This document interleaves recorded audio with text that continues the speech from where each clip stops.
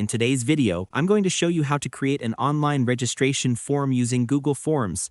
Whether you're organizing an event, planning a survey, or simply collecting information from participants, this simple step-by-step guide will walk you through everything you need to know. By the end, you'll have a fully functional registration form ready to share with anyone.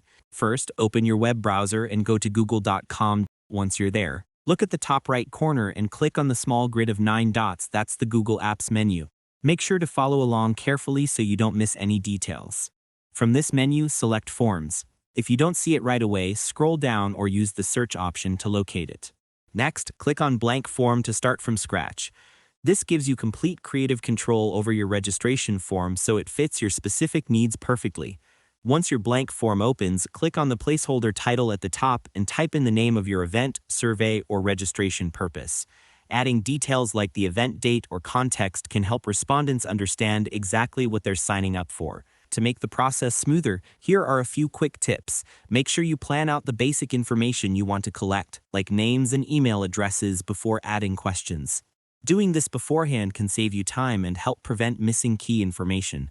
Once you've set the title, it's time to add questions. Click the plus button on the right sidebar to add a new question.